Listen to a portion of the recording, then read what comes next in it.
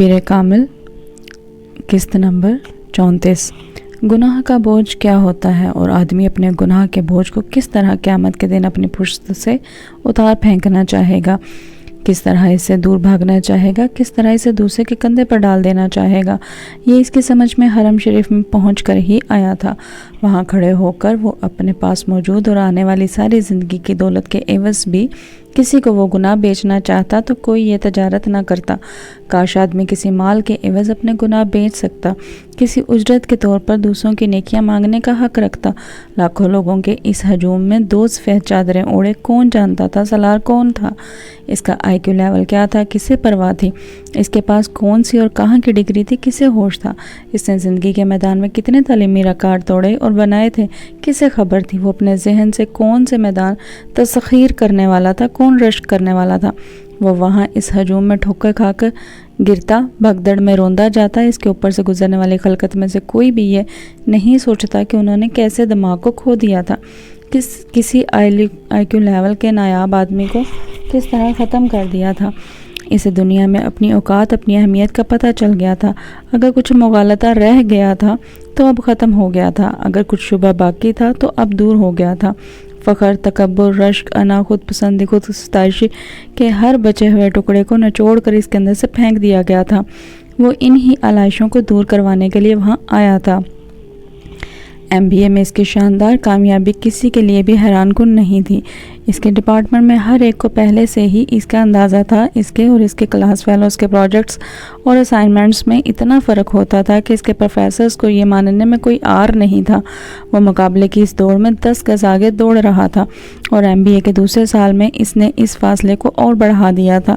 اس نے انٹرنشپ اقوام متحدہ کی ایک ایجنسی میں کی تھی اور اس کا MBA مکمل ہونے سے پہلے ہی اس ایجنسی کے علاوہ اس کے پاس 7 مختلف ملٹی نیشنل کمپنیز کی طرف سے آفرز موجود تھیں۔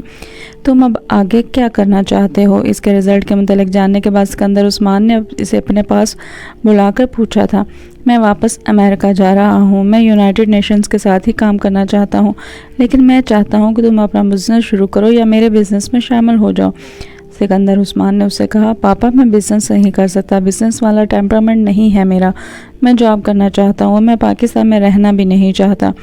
سکندر عثمان حیران ہوئے، تم نے پہلے کبھی ذکر نہیں کیا کہ تم پاکستان میں رہنا نہیں چاہتے، تم مستقل طور پر امریکہ میں رہنا چاہتے ہو۔ پہلے میں نے امریکہ میں سیٹل ہونے کے بارے میں نہیں سوچا تھا، لیکن اب میں وہیں رہنا چاہتا ہوں۔ کیوں؟ وہ ان سے یہ کہنا نہیں چاہتا تھا کہ پاکستان میں اس کا ڈپریشن بڑھ جاتا ہے۔ وہ مسلسل امامہ کے بارے میں سوچتا رہتا تھا، وہاں ہر چیز سے امامہ کی یاد دلاتی تھی۔ اس کے پچھتاوے اور احساس جرم میں اضافہ ہوتا جاتا تھا۔ میں یہاں ایڈجسٹ نہیں ہو سکتا۔ سکندر عثمان کچھ دیر اسے دیکھتے رہے۔ حالانکہ میرا خیال ہے تم ایڈجسٹ ہو سکتے ہو۔ سالار جانتا تھا ان کا اشارہ کس طرف تھا، مگر وہ خاموش رہا۔ جاب کرنا چاہتے ہو؟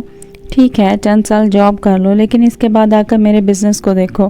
یہ سب کچھ میں تم لوگوں کے لیے ہی اسٹیبلش کر رہا ہوں، دوسروں کے لیے نہیں۔ وہ کچھ دیر اسے سمجھاتے رہے۔ سالار خاموشی سے ان کی باتیں سنتا رہا۔ ایک ہفتے کے بعد وہ دوبارہ امریکہ آ گیا تھا اور اس کے چند ہفتے کے بعد اس نے یونیسیف میں جاب شروع کر دی۔ وہ نیو ہیون سے نیو یارک چلا گیا تھا۔ یہ ایک نئی زندگی کا آغاز تھا اور وہاں آنے کے چند ہفتے بعد اسے یہ اندازہ بھی ہو گیا تھا کہ وہ کہیں فرار حاصل نہیں کر سکتا تھا۔ وہ اسے وہاں بھی اسی طرح یاد آ رہی تھی۔ اس کا احساس جرم وہاں بھی اس کا ساتھ چھوڑنے پر تیار نہیں تھا۔ وہ 16 سے 18 گھنٹے تک کام کرنے لگا۔ وہ ایک دن بھی 3-4 گھنٹے سے زیادہ نہیں سویا اور دن رات کی اس مصروفیت نے اسے بڑی حد تک نارمل کر دیا تھا۔ اگر ایک طرف کام کے اس انبار نے اس کی ڈپریشن میں کمی کی تھی تو دوسری طرف وہ اپنے ادارے کی نمایاں ترین ورکرز میں شمار ہونے لگا تھا۔ یونیسیف کے مختلف پروجیکٹس کے سلسلے میں وہ ایشیا، افریقہ اور لاطینی امریکہ کے ممالک جانے لگا۔ غربت اور بیماری کو وہ پہلی دفعہ اپنی آنکھوں سے اتنے قریب سے دیکھ رہا تھا۔ رپورٹس اور اخباروں میں چھپنے والے حقائق میں اور ان حقائق کو اپنی تمام ہولناکی کے ساتھ کھلی آنکھ سے دیکھنے میں بہت فرق ہوتا ہے، اور یہ فرق اسے اس جاب میں ہی سمجھ آیا تھا۔ ہر روز بھوکے سونے والے لوگوں کی تعداد کروڑوں میں تھی. ہر رات پیٹ بھر کر ضرورت سے زیادہ کھا لینے والوں کی تعداد بھی کروڑوں میں تھی. صرف 3 وقت کا کھانا، سر پر چھت اور جسم پر لباس بھی کتنی بڑی نعمتیں تھیں. اسے تب سمجھ میں آیا تھا. وہ یونیسیف کی ٹیم کے ساتھ چارٹرڈ طیاروں میں سفر کرتے ہوئے اپنی زندگی کے بارے میں سوچتا. اس نے زندگی میں ایسے کون سے کارنامے سر انجام دیے تھے کہ اسے وہ پرآسائش زندگی دی گئی تھی جو وہ گزار رہا تھا، اور ان لوگوں سے کیا گناہ ہوئے تھے کہ وہ زندگی کی تمام بنیادی ضروریات سے محروم صرف زندہ رہنے کی خواہش میں خوراک کے ان پیکٹس کے پیچھے بھاگتے پھرتے تھے. وہ ساری رات جاگ کر اپنے ادارے میں ممکنہ اسکیمیں اور پلان بناتا رہتا. کہاں خوراک کی ڈسٹریبیوشن کیسے ہو سکتی ہے، کیا بہتری لائی جا سکتی ہے، کہاں مزید امداد کی ضرورت ہے، کن علاقوں میں کس طرح کے پروجیکٹس درکار تھے. وہ بعض دفعہ 48 گھنٹے بغیر سوئے کام کرتا رہتا. اس کے بنائے ہوئے پرپوزلز اور رپورٹس تکنیکی لحاظ سے اتنے مربوط ہوتے تھے کہ ان میں کوئی خامی ڈھونڈنا کسی کے لیے ممکن نہیں رہتا تھا، اور اس کی یہ خصوصیات اس کی ساکھ اور نام کو اور بھی مستحکم کرتی جا رہی تھی. اگر مجھے اللہ نے دوسروں سے بہتر ذہن اور صلاحیتیں دی ہیں تو مجھے ان صلاحیتوں کو دوسروں کے لیے استعمال کرنا چاہیے. اس طرح استعمال کرنا چاہیے کہ میں دوسروں کی زندگی میں زیادہ سے زیادہ آسانی لا سکوں، دوسروں کی زندگی کو بہتر کر سکوں. وہ کام کرتے ہوئے اس کے علاوہ اور کچھ نہیں سوچتا تھا. یونیسیف کے لیے کام کرنے کے دوران ہی اس نے ایم فل کرنے کا سوچا تھا، اور پھر اس نے ایم فل میں ایڈمیشن لے لیا تھا. ایوننگ کلاسز کو جوائن کرتے ہوئے اسے قطعاً کسی قسم کا کوئی شبہ نہیں تھا کہ وہ اپنے آپ کو ایک بار پھر ضرورت سے زیادہ مصروف کر رہا تھا، مگر اس کے پاس اس کے علاوہ اور کوئی راستہ نہیں تھا. کام اس کا جنون بن چکا تھا، یا پھر اس سے بھی 2 قدم آگے بڑھ کر ایک مشن. فرقان سے سالار کی پہلی ملاقات امریکہ سے پاکستان آتے ہوئے فلائٹ کے دوران ہوئی تھی. وہ اس کے ساتھ والی سیٹ پر بیٹھا ہوا تھا. وہ امریکہ میں ڈاکٹرز کی کسی کانفرنس میں شرکت کر کے واپس آ رہا تھا، جبکہ سالار سکندر اپنی بہن انیتا کی شادی میں شرکت کے لیے پاکستان آ رہا تھا. اس لمبی فلائٹ کے دوران دونوں کے درمیان ابتدائی تعارف کے بعد گفتگو کا سلسلہ تھما نہیں. فرقان عمر میں سالار سے کافی بڑا تھا. وہ 35 سال کا تھا. لندن اسپیشلائزیشن کرنے کے بعد وہ واپس پاکستان آ گیا تھا اور وہاں ایک ہاسپٹل میں کام کر رہا تھا. وہ شادی شدہ تھا اور اس کے 2 بچے بھی تھے. چند گھنٹے آپس میں گفتگو کرتے رہنے کے بعد فرقان اور وہ سونے کی تیاری کرنے لگے. سالار نے معمول کے مطابق اپنے بریف کیس سے سلیپنگ پلز کی ایک گولی پانی کے ساتھ نگل لی. فرقان نے اس کی اس تمام کارروائی کو خاموشی سے دیکھا. جب اس نے بریف کیس بند کر کے دوبارہ رکھ دیا تو فرقان نے کہا، اکثر لوگ فلائٹ کے دوران سلیپنگ پلز کے بغیر نہیں سو سکتے. سالار نے گردن موڑ کر اسے دیکھا اور کہا، میں سلیپنگ پلز کے بغیر نہیں سو سکتا. فلائٹ میں ہوں یا نہ ہوں اس سے فرق نہیں پڑتا. سونے میں مشکل پیش آتی ہے. فرقان کو ایک دم کچھ تجسس ہوا. مشکل؟ سالار مسکرایا، میں سرے سے سو ہی نہیں سکتا. میں سلیپنگ پلز لیتا ہوں اور 3-4 گھنٹے سو لیتا ہوں. انسومنیا؟ فرقان نے پوچھا. شاید. میں نے ڈاکٹر سے چیک اپ نہیں کروایا، مگر شاید یہ وہی ہے. سالار نے قدرے لاپرواہی سے کہا، تمہیں چیک اپ کروانا چاہیے تھا. اس عمر میں انسومنیا یہ کوئی بہت صحت مند علامت نہیں ہے. میرا خیال ہے تم کام کے پیچھے جنونی ہو چکے ہو اور اسی وجہ سے تم نے اپنی سونے کی نارمل روٹین کو خراب کر لیا ہے. فرقان اب کسی ڈاکٹر کی طرح بول رہا تھا. سالار مسکراتے ہوئے سنتا رہا. وہ اسے نہیں بتا سکتا تھا کہ اگر دن رات کام نہ کرے تو وہ اس احساس جرم کے ساتھ زندہ نہیں رہ سکتا جسے وہ محسوس کرتا ہے. وہ اسے یہ بھی نہیں بتا سکتا تھا کہ وہ سلیپنگ پلز کے بغیر سونے کی کوشش کرے تو وہ امامہ کے بارے میں سوچنے لگتا ہے، اس حد تک کہ اسے اپنا سر درد سے پھٹتا ہوا محسوس ہونے لگتا ہے. کتنے گھنٹے کام کرتے ہو ایک دن میں؟ فرقان اب سے پوچھ رہا تھا. 18 گھنٹے، بعض دفعہ 20. مائی گوڈنس! اور کب سے؟ 2-3 سال سے. اور تب ہی سے نیند کا مسئلہ ہوگا تمہیں. میں نے ٹھیک اندازہ لگایا. تم نے خود اپنی روٹین خراب کر لی ہے، فرقان نے اس سے کہا، ورنہ اتنے گھنٹے کام کرنے والے آدمی کو تو ذہنی تھکن ہی ایک لمبی اور پرسکون نیند سلا دیتی ہے. یہ میرے ساتھ نہیں ہوتا، سالار نے مدھم لہجے میں کہا. یہی تو تمہیں جاننے کی کوشش کرنی چاہیے کہ اگر یہ تمہارے ساتھ نہیں ہوتا تو کیوں نہیں ہوتا. سالار اس سے یہ نہیں کہہ سکا کہ وہ وجہ جانتا ہے. کچھ دیر کی خاموشی کے بعد فرقان نے اس سے کہا، میں اگر تمہیں کچھ آیتیں بتاؤں رات کو سونے سے پہلے تو تم پڑھ سکو گے؟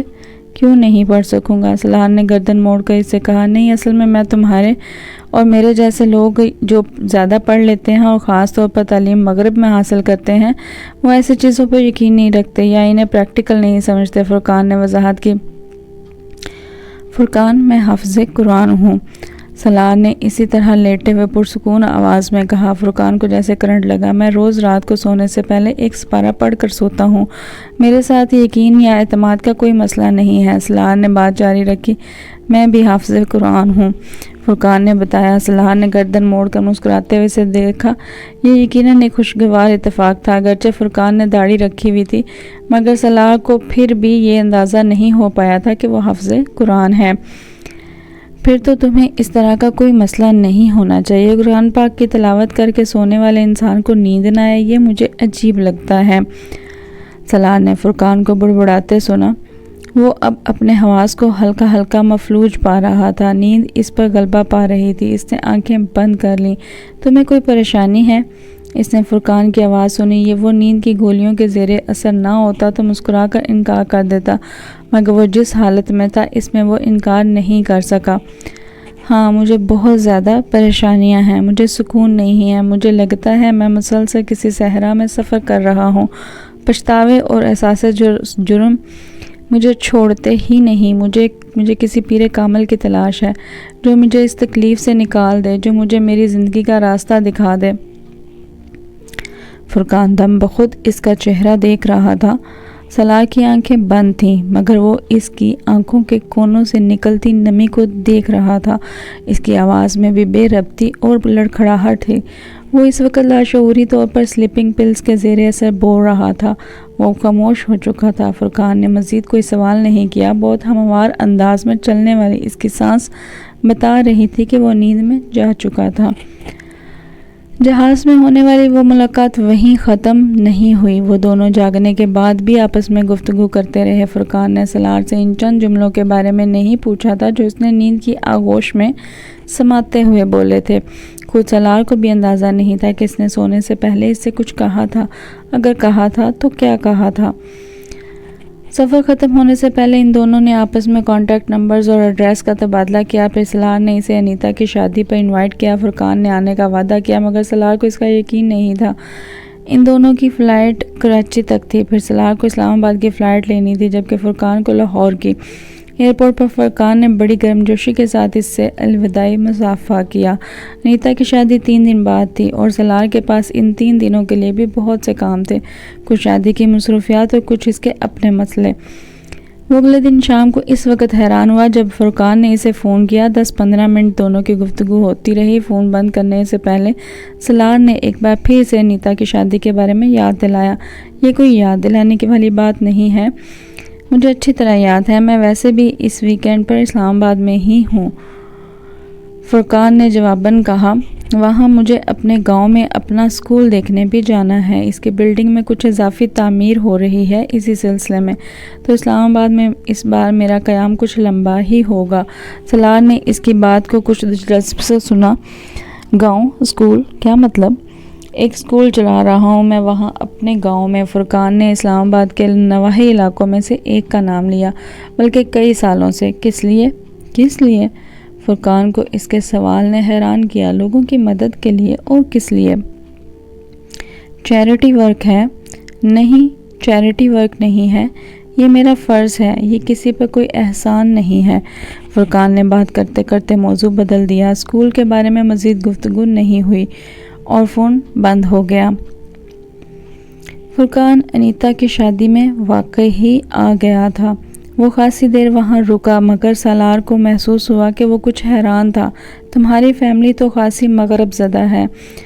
سالار کو ایک دم اس کی الجھن اور حیرانی کی وجہ سمجھ میں آ گئی۔ میرا خیال تھا کہ تمہاری فیملی کچھ کنزرویٹو سی ہوگی، کیونکہ تم نے بتایا تھا کہ تم حافظ قرآن ہو اور تمہارا لائف سٹائل مجھے کچھ سادہ سا لگا، مگر یہاں آ کر مجھے حیرانی ہوئی۔ تم اور تمہاری فیملی میں بہت فرق ہے۔ I think you are the odd one out۔ وہ اپنی آخری جملے پر خود ہی مسکرا دیا۔ وہ دونوں اب فرقان کی گاڑی کے قریب پہنچ چکے تھے۔ میں نے صرف 2 سال پہلے قرآن پاک حفظ کیا اور 2-3 سال سے ہی میں آڈ ون آؤٹ ہوا ہوں۔ پہلے میں اپنی فیملی سے بھی زیادہ مغرب زدہ تھا۔ اس نے فرقان کو بتایا 2 سال پہلے قرآن پاک حفظ کیا، امریکہ میں اپنی اسٹڈیز کے دوران، مجھے یقین نہیں آ رہا۔ فرقان نے بے یقینی سے سر ہلایا۔ کتنے عرصے میں کیا؟ تقریباً 8 ماہ میں۔ فرقان کچھ دیر تک کچھ نہیں کہہ سکا، وہ صرف اس کا چہرہ دیکھتا رہا۔ پھر اس نے گہرا سانس لے کر ستائشی نظروں سے اسے دیکھا۔ تم پر اللہ کا کوئی خاص ہی کرم ہے، ورنہ جو کچھ تم مجھے بتا رہے ہو یہ آسان کام نہیں ہے۔ میں فلائٹ میں بھی تمہارے کارناموں سے کافی متاثر ہوا تھا، کیونکہ جس عمر میں یونیسکو میں جس سیٹ پر تم کام کر رہے ہو ہر کوئی نہیں کر سکتا۔ اس نے ایک بار پھر بڑی گرمجوشی کے ساتھ سالار سے ہاتھ ملایا۔ چند لمحوں کے لیے سالار کے چہرے کا رنگ تبدیل ہوا۔ اللہ کا خاص کرم؟ اگر میں اسے یہ بتا دوں کہ میں ساری زندگی کیا کرتا رہا ہوں تو یہ سالار نے اس سے ہاتھ ملاتے ہوئے سوچا۔ تم پرسوں کسی اسکول کی بات کر رہے تھے۔ سالار نے دانستہ طور پر موضوع بدلا۔ تم اسلام آباد میں نہیں رہتے؟ نہیں، میں اسلام آباد میں ہی رہتا ہوں، مگر میرا ایک گاؤں ہے، آبائی گاؤں۔ وہاں ہماری کچھ زمین ہے، ایک گھر بھی تھا۔ فرقان اسے تفصیل سے بتانے لگا۔ کئی سال پہلے میرے والدین اسلام آباد شفٹ ہو گئے تھے۔ میرے والد نے فیڈرل سروس سے ریٹائرمنٹ کے بعد وہاں اپنی زمینوں پر ایک اسکول بنا لیا۔ اس گاؤں میں کوئی اسکول نہیں تھا۔ انہوں نے پرائمری اسکول بنوایا تھا۔ 7-8 سال سے میں اسے دیکھ رہا ہوں۔ اب وہ سیکنڈری اسکول بن چکا ہے۔ 4 سال پہلے میں نے وہاں ایک ڈسپینسری بھی بنوائی۔ تم اس ڈسپینسری کو دیکھ کر حیران رہ جاؤ گے، بہت جدید سامان ہے اس میں۔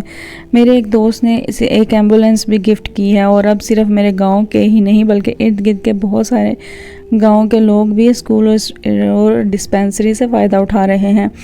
سالار اس کی باتیں توجہ سے سن رہا تھا۔ مگر تم یہ سب کیوں کر رہے ہو؟ تم ایک سرجن ہو، تم یہ سب کیسے کر لیتے ہو؟ اور اس کے لیے بہت پیسے کی ضرورت ہے۔ کیوں کر رہا ہوں یہ تو میں اپنے آپ سے کبھی نہیں پوچھا۔ میرے گاؤں میں اتنی غربت تھی کہ یہ سوال پوچھنے کی مجھے کبھی ضرورت ہی نہیں پڑی۔ ہم لوگ بچپن میں کبھی کبھار اپنے گاؤں جایا کرتے تھے، یہ ہمارے لیے تفریح تھی۔ ہماری حویلی کے علاوہ گاؤں کا کوئی مکان پکا نہیں تھا، اور سڑک کا تو سوال ہی پیدا نہیں ہوتا۔ ہم سب کو یوں لگتا تھا جیسے ہم جنگل میں آ گئے ہیں۔ اب اگر ہم جانور ہوتے تو ہمیں کوئی فرق نہیں پڑتا، شہر کی طرح ہم جنگل میں دندناتے پھرتے، یہی سوچ کے کہ ہم سب سے مرعوب ہیں اور کوئی بھی ہمارے جیسا نہیں، نہ کوئی ہماری طرح رہتا ہے، نہ ہمارے جیسا کھاتا ہے، نہ ہمارے جیسا پہنتا ہے۔ مگر انسان ہو کر یہ برداشت کرنا مشکل ہو جاتا ہے کہ ہمارے ارد گرد کے انسان جانوروں جیسے زندگی گزارنے پر مجبور ہیں۔ ہو سکتا ہے کچھ انسانوں کو اس سے خوشی محسوس ہوتی ہو کہ انہیں ہر نعمت میسر ہے اور باقی سب ترس رہے ہیں، مگر ہمارا شمار ایسے لوگوں میں نہیں ہوتا تھا۔ اب سوال یہ پیدا ہوتا تھا کہ کیا کیا جائے۔ میرے پاس کوئی جادو کی چھڑی تو تھی نہیں کہ میں اسے ہلاتا اور سب کچھ بدل دیتا، نہ ہی بے شمار وسائل۔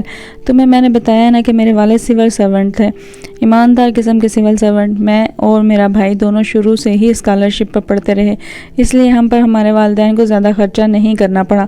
خود وہ بھی کوئی فضول خرچ نہیں تھے، اس لیے تھوڑی بہت بچت ہوتی رہی۔ ریٹائرمنٹ کے بعد میرے والد نے سوچا کہ اسکول لاہور یا اسلام آباد کے کسی گھر میں اخبار پڑھ کر، واک کر کے یا ٹی وی دیکھ کر زندگی گزارنے کے بجائے انہیں اپنے گاؤں جانا چاہیے، وہاں کچھ بہتری لانے کی کوشش کرنی چاہیے۔ وہ دونوں گاڑی کے اندر بیٹھے ہوئے تھے۔ مشکلات کا تم اندازہ نہیں کر سکتے۔ گاؤں میں نہ بجلی تھی، نہ صاف پانی، کچھ بھی نہیں تھا۔ بابا نے پتہ نہیں کہاں بھاگ کر یہ ساری چیزیں منظور کروائیں۔ جب وہاں پرائمری اسکول بن گیا، ایک سڑک بھی آ گئی، بجلی اور پانی جیسی سہولتیں بھی آ گئیں، تو گورنمنٹ کو اچانک وہاں ایک اسکول بنانے کا خیال آیا۔ میرے والدین کی خوشی تھی کہ گورنمنٹ ان کے اسکول کو اپنی زیر نگرانی میں لے لے، اس میں اپنے ٹیچرز بھجوائے اور کچھ عرصے کے بعد اس اسکول کو اپ گریڈ کر دے۔ مگر محکمہ تعلیم کے ساتھ چند رابطوں میں ہی بابا کو اندازہ ہو گیا تھا کہ ایسا ہونے کی صورت میں ان کی ساری محنت پر پانی پھر جائے گا۔ بابا وہاں بچوں کو سب کچھ دیتے تھے، کتابیں، کاپیاں، یونیفارم اور ایسی کچھ ضروری چیزیں۔ انہوں نے باقاعدہ اس کے لیے فنڈز رکھے ہوئے تھے، مگر تم اندازہ کر سکتے ہو گورنمنٹ کے پاس چلے جانے کے بعد اس اسکول کا کیا حشر ہوتا۔ سب سے پہلے وہ فنڈز جاتے، پھر باقی سب کچھ۔ اس لیے بابا خود ہی اس اسکول کو چلاتے رہے۔ محکمہ تعلیم نے وہاں اسکول پھر بھی کھولا، مگر وہاں ایک بچہ بھی نہیں گیا۔ پھر ہار مان کر انہوں نے وہ اسکول بند کر دیا اور ہمارے اسکول کو اپ گریڈ کر دیا۔ بابا کے کچھ دوستوں نے اس سلسلے میں ان کی مدد کی۔ اس طرح اس کی اپ گریڈنگ ہوتی گئی۔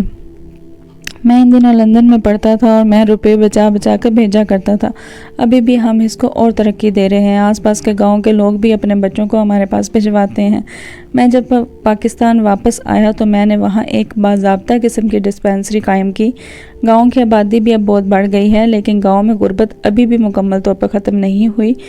تعلیم سے اتنا ضرور ہوا ہے کہ گاؤں کے کچھ بچے باہر شہر میں آ کر پڑھنے کے لیے جانے لگے ہیں. کچھ مختلف ہنر سیکھ رہے ہیں جو غربت کا ایک چکر تھا وہ ختم ہو رہا ہے. ان کی یہ نسلیں نہیں تو اگلی نسلیں شاید تمہارے اور میرے جیسے تعلیمی اداروں سے اعلیٰ ڈگریز لے کر نکلیں. کون کہہ سکتا ہے؟ وہ مسکراتے ہوئے بولا. میں ہر ماہ ایک ویکینڈ پر گاؤں جاتا ہوں. میرے وہاں 2 کمپاؤنڈر ہیں مگر کوئی ڈاکٹر نہیں ہے. ایک ویکینڈ پر میں وہاں جاتا ہوں، باقی 3 ویکینڈز پر بھی ہم کسی نہ کسی کو وہاں بھجوا دیتے ہیں. پھر میں وہاں ہر 3 ماہ بعد ایک میڈیکل کیمپ لگواتا ہوں. اور اس سب کے لیے روپیہ کہاں سے آتا ہے؟ شروع میں تو یہ بابا کا روپیہ تھا. انہی کی زمین پر اسکول بنا، ان کی گریجویٹی سے اس کی تعمیر ہوئی. میری امی نے بھی اپنے پاس موجود رقم سے ان کی مدد کی. پھر بابا کے کچھ دوست بھی اس مالی مدد کرنے لگے. اس کے بعد میں اور مہران بھی اس میں شامل ہو گئے. میرے کچھ دوست بھی اس میں حصہ ڈالتے ہیں. میں اپنی انکم کا ایک خاص حصہ ہر ماہ گاؤں بھجوا دیتا ہوں. اسے ڈسپینسری بڑے آرام سے چلتی رہتی ہے. جو ڈاکٹرز وہاں مہینے کے 3 ویکینڈز پر جاتے ہیں وہ کچھ چارج نہیں کرتے. ان کے لیے یہ سوشل ورک ہے. میڈیکل کیمپس بھی اسی طرح کے لگ جاتے ہیں. اور اسکول کے پاس اب اتنے فکسڈ ڈپازٹس ہو چکے ہیں کہ ان سے آنے والی رقم ٹیچرز کی تنخواہ اور دوسرے اخراجات کے لیے کافی ہوتی ہے. ہم چند سالوں میں وہاں ٹیکنیکل ایجوکیشن کے لیے بھی کچھ کام کرنا چاہتے ہیں. تم کب جا رہے ہو وہاں؟ میں تو صبح نکل رہا ہوں. اگر میں تمہارے ساتھ جانا چاہوں؟ سلار نے کہا. موسٹ ویلکم، مگر کل تو ولیمہ ہوگا. تم یہاں مصروف ہو گئے. فرقان نے اسے یاد دلایا. ولیمہ تو رات کو ہے. سارا دن تو میں فارغ ہی ہوں گا. کیا رات تک پہنچنا مشکل ہوگا؟ نہیں، بالکل بھی نہیں. تم بہت آسانی سے پہنچ سکتے ہو. صرف صبح کے کچھ جلدی نکلنا پڑے گا اگر تم واقعی وہاں چند گھنٹے گزارنا چاہتے ہو، ورنہ پھر تم واپس آ کر خاصے تھک جاؤ گے. فرقان نے اسے کہا. نہیں، میں نہیں تھکوں گا. میں یونیسیف کی ٹیمز کے ساتھ کیسے علاقوں میں سفر کرتا رہا ہوں. تمہیں اس کا اندازہ نہیں ہوگا. ہو سکتا ہے میں فجر کے بعد تیار رہوں گا. تم مجھے وقت بتا دو. 5:30. اوکے. تم گھر سے نکلتے ہوئے مجھے ایک بار موبائل پر کال کر لینا اور 2-3 بار ہارن دینا. یہاں آ کر میں نکل آؤں گا، اس نے فرقان سے کہا اور پھر خداحافظ کہتا ہوا اندر مڑ گیا.